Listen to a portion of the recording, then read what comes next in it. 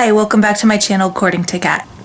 So, Casey from Coffee with My Sunshine recently emailed me and asked me to be a co-host in her new series, which is Taking Trash and Creating Treasure. So, if you'd like to see what we do, please stay tuned for that. And for every other crafter on YouTube, this is an open invite to you. I'm just so excited to be joining some wonderful ladies to be able to create some really cool home decor pieces. Okay, so this is Casey from Coffee with My Sunshine, and this is her YouTube channel where she created the Using Trash to Create Treasure series. So for her first episode, these were the awesome crafters that joined her and did an amazing job, and now this will be the second episode. So if you are a YouTube creator and would like to join this open invite, please follow these 5 steps. So the first thing you're going to do is create a video upcycling some trash into treasure. You're going to mention both of our channels, Coffee with My Sunshine and According to Kat, within your video. Please list our channels with links in your description box.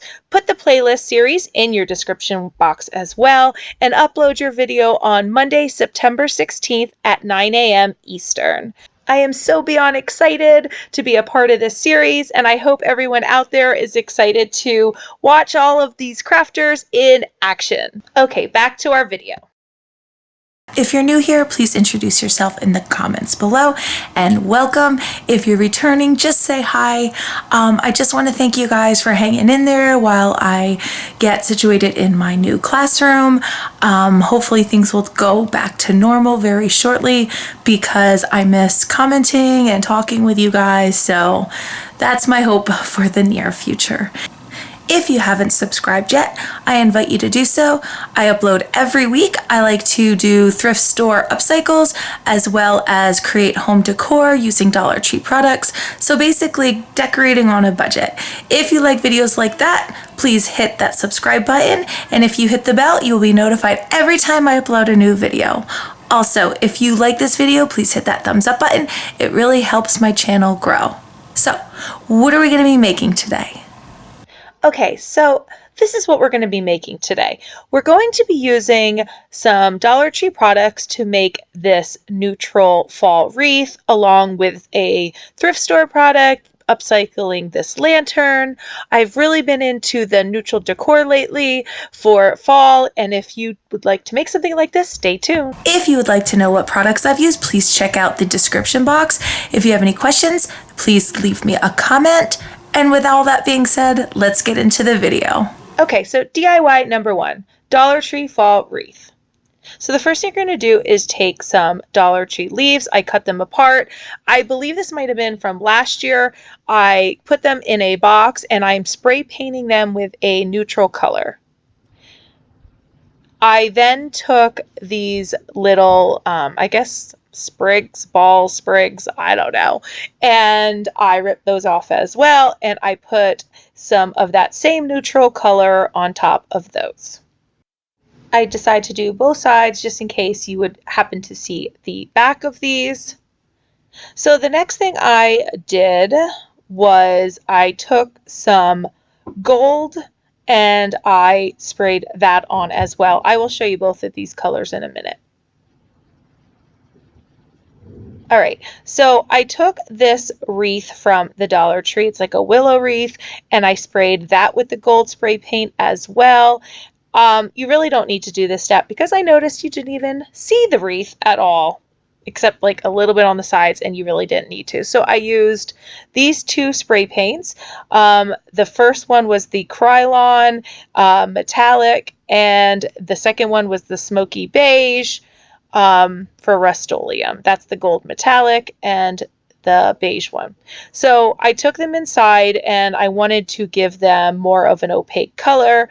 And so I gave them a really like uneven coat of the Waverly Chalk Paint in white.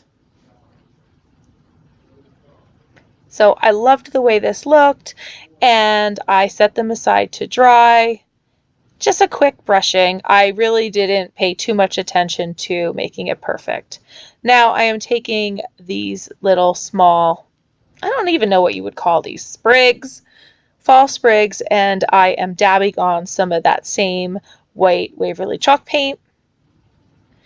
And here's my wreath. Like I said, you really don't need to spray paint it gold unless you are not going to use as many leaves as I did, or if you're only going to concentrate the leaves and those little sprigs in a certain area, then you might want to spray paint it. Okay, so I just used regular hot glue and I put a little bit onto the wreath, and then I held on my leaf for a minute. I did this I noticed the first time I put the wreath on, the leaves were falling off. So make sure when you put that hot glue on, you hold it for a minute so that it's not all falling apart. And then I just worked my way around the wreath, first starting only with the leaves. I kind of staggered the direction of the leaves so that they're not all kind of uniform facing in the same direction. I wanted them to look like haphazard, and then you'll see I go back and I actually put some of the leaves on the outside so that it's not a perfect circle. So what I'm doing is just adding some towards the outside of the wreath.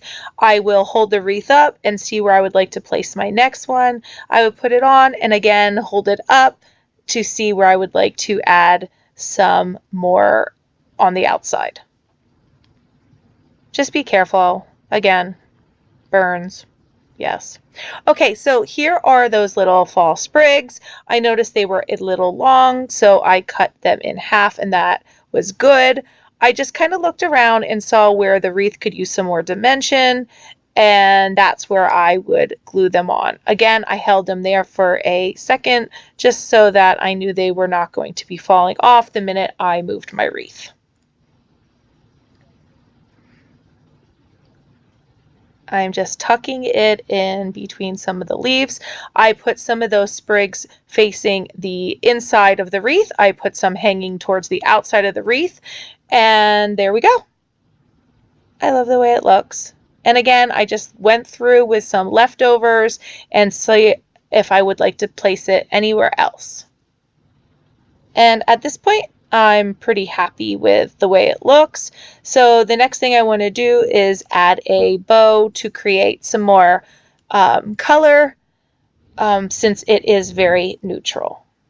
So what I did was I took this burlap ribbon from the Dollar Tree, and I really do like this ribbon, and I am basically folding it like this so that I can create 2 loops on either side, and I am hot gluing it down in the center.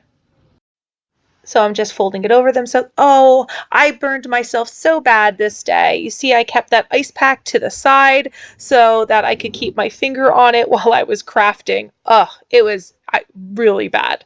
Okay, so this checkered ribbon, I'm going to do the same thing right on top. I'm kind of folding it over itself, and then I will use those as the 2 loops on either side.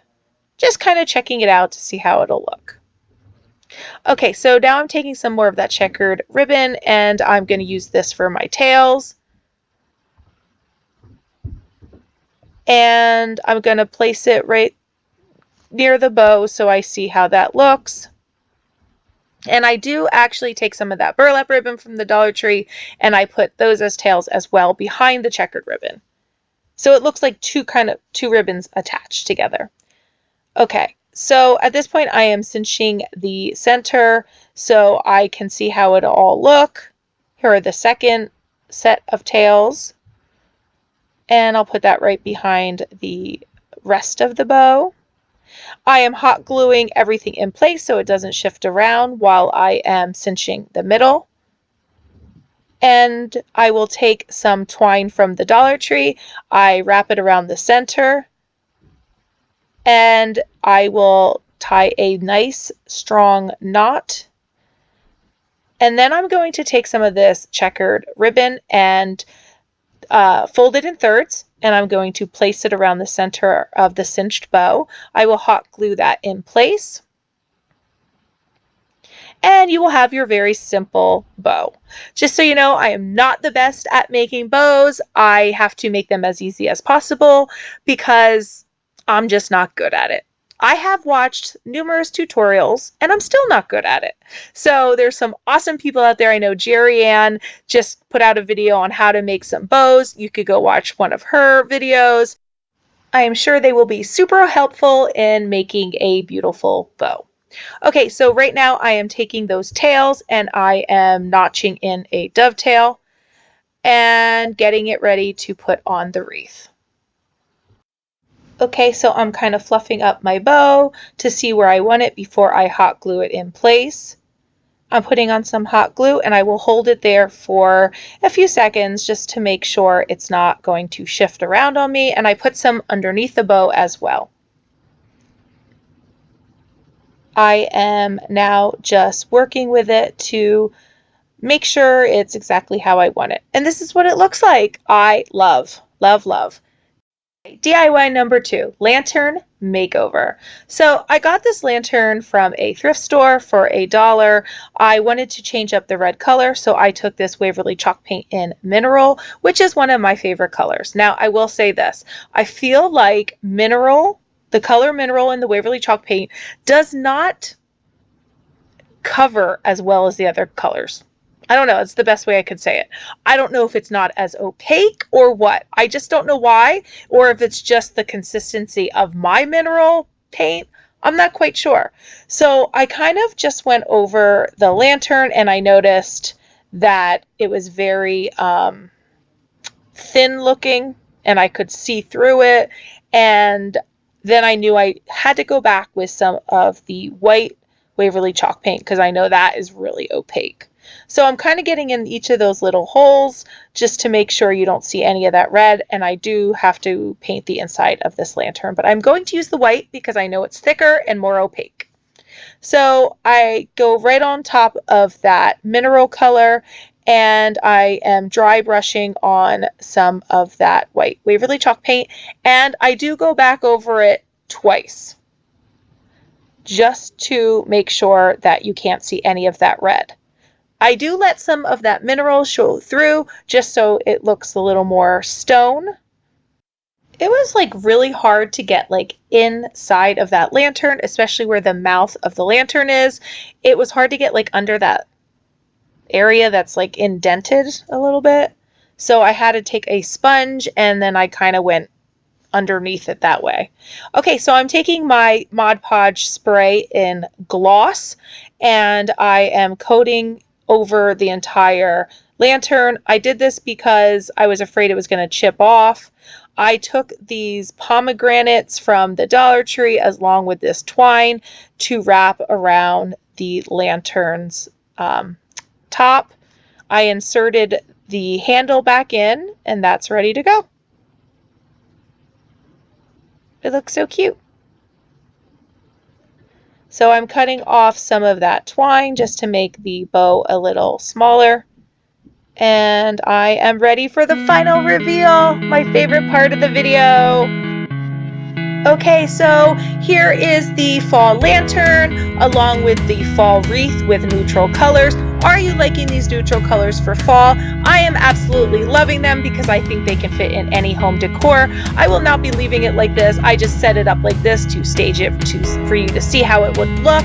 If you see those cloth pumpkins and want to know how to make it, please check out a previous tutorial.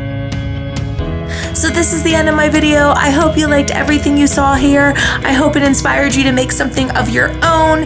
If you know anyone that would like to make something like this, please share this video with them.